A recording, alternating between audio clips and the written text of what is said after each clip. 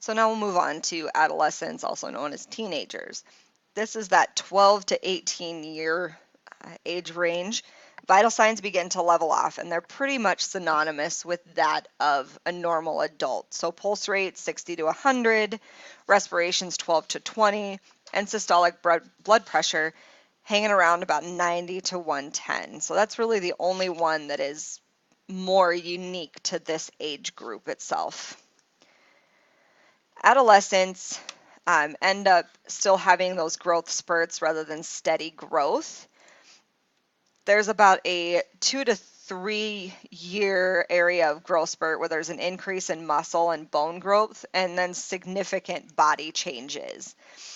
Growth begins generally with the hands, feet, then moves up to the long bones of the extremity, and then finishes with growth of the torso. That's why a lot of teenagers tend to be relatively long and gangly in their arm and legs, and then they really don't have the torso to back it up. They tend to have muscle mass and bone density that are nearly at adult levels by the time they finish growing. Girls finish by about 16 years old, give or take, and boys are a little bit longer with their growth by about 18 years. When the growth spurt finishes, now this is a generalization, but boys are typically taller and stronger than girls. Your reproductive system matures during this time and you go through puberty. So your external sex organs tend to enlarge. You start to begin to grow pubic hair and axillary hair. Voices change predominantly in males, but you still can get some change in women as well. In girls, breast and thighs begin to increase because of fat deposition happens. Menstruation begins during this time, and it actually can begin before this time. Um, Girls can begin menstruation in that preteen era as well.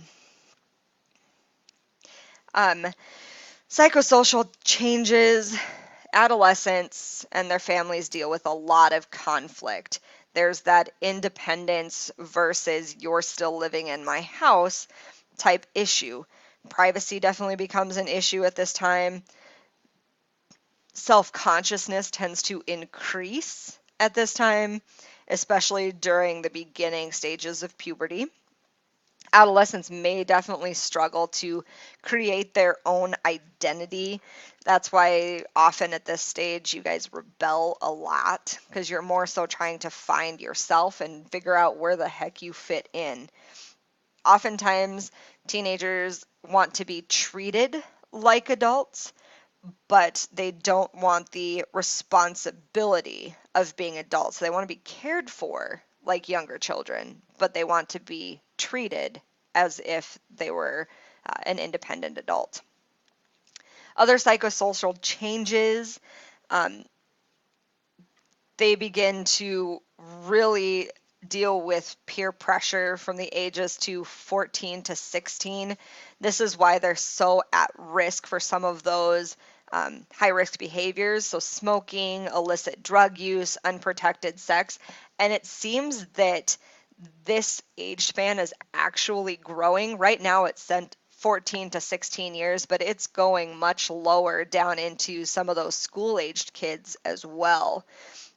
Eating disorders come out during this time a lot of times because adolescents want to gain self-control by controlling what they eat or what they don't overall. Your code of ethics is going to develop during this time, but because of all the internal and external turmoil, there's high risk for depression and then high risk for suicide as well. They're much higher at risk than any other of the populations for suicide and depression. A lot of it comes from greater interest in sexual relations as well. They are fixated on their public image, terrified by being embarrassed, and so if that continually happens to them, they have a really hard time coping with that as well. Even with the high risk for suicide and depression, The leading cause for death in this age group is unintentional injuries. Unfortunately, every high school goes through the fact that they lose at least a student due to a car accident because high risk behaviors are so predominant. So, not wearing seatbelts, texting while driving, these just continue to be a huge issue for this age group. Psychosocial changes for the early adults. Early adults are 19 to 40 years old. There's a lot of physical changes that go on here, but they don't really see much change in vitals. It's pretty stable. Pulse 60 to 100, respiratory rate 12 to 20, systolic blood pressure 90 to 140. The risk for hypertension is not huge, or high blood pressure is not huge here. From the age of 19 to shortly after 25 years, your body is kind of optimal in its function. This is kind of the best it gets, is in that 19 to 25 range. You have lifelong habits that get solidified here. The body begins to peak at efficiency, but then as early adulthood continues, you have subtle changes and decline in how the body works. Discs in the spine begin to settle. Height sometimes shrinks a little bit during this time frame. Fatty tissues and weight increases. And then muscle strength decreases and your reflexes start to slow. So a lot of things to look forward to after you hit 25 years old. There's a lot of psychosocial changes here as well. Life centers around work, family, and stress. Unfortunately, a lot of people in this age group feel pressured to settle down, get married, have a family. And this used to be much younger than it is now, but it's still within this age group. It used to be that people were marrying young, having kids, and not so much focusing on the career. Now the paradigm has shifted, and focus on career tends to be first, and then marriage and children come along after that. This tends to be one of the more stable periods of life.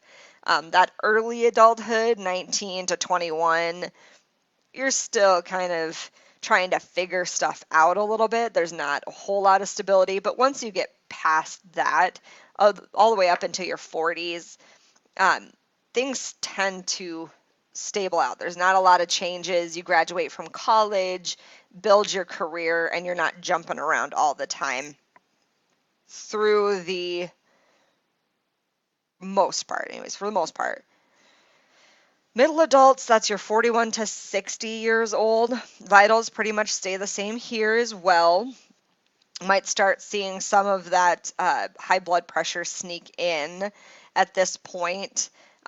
It kind of depends on a lot of different factors, but it's not guaranteed that everybody is going to have high blood pressure. Middle adults are very vulnerable to visual and hearing loss. Cardiovascular health starts to become an issue here.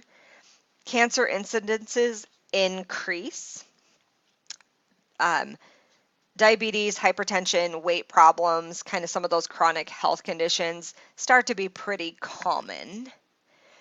Exercise, healthy diet definitely decrease the effects of aging, but you can't really stop it at this point.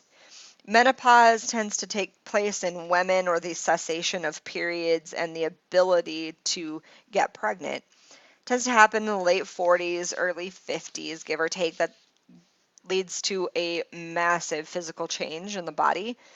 Unintentional injuries is the leading cause of death in those 41 to 44 years of age, so still kind of lumping in with those early adults. But then once we get up past 44 to the 45 and 60 year range, cancer tends to be the leading cause there. Psychosocial changes, you start realizing that you need to meet your life goals and start achieving them. Children start to leave home at this time, and so you start dealing with empty nesting and then get used to that. There's generally issues with how to handle life's stress overall. Um, you may be caring for children at home while also caring for your aging parents at the same time. So it definitely has some interesting dynamics for home life. Older adults definitely experience the widest array of changes. In the early 1900s, our life expectancy was about 47 years. And now, with advances in technology and medication and diagnosis, now we're at about 78 years for an average. People live based on many factors. It can be where they were born and what they have available to them growing up that helps them build healthy habits. Um, when we're talking about programs that are available to where they're growing up, public health advances, talking about changing diets, attitudes regarding exercise, access to medical care, and then overall personal behaviors can really influence that. Other than that, genetics play a huge role in what's going on. In this age group, cancer tends to be the leading cause of death between 61 and 65. Heart disease is the leading cause of death in those 65 and older. Vital signs truly depend on several factors of the patient. So their overall health, any medical conditions that they have, and then oftentimes this age group is on several different medications that alter the way that their body functions. You still would tend to use the normal adult scale, but then take into account things that have been going on with the patient. Oftentimes, they have multiple medical problems and they can overcome them. They can still live a productive and relatively healthy life, but they'll need multiple medications to keep themselves functioning. The cardiovascular system starts declining due to atherosclerosis, or the buildup of cholesterol and calcium within the walls of the vessel, forming plaque. Your heart rate is going to decrease, which is going to end up decreasing your cardiac output.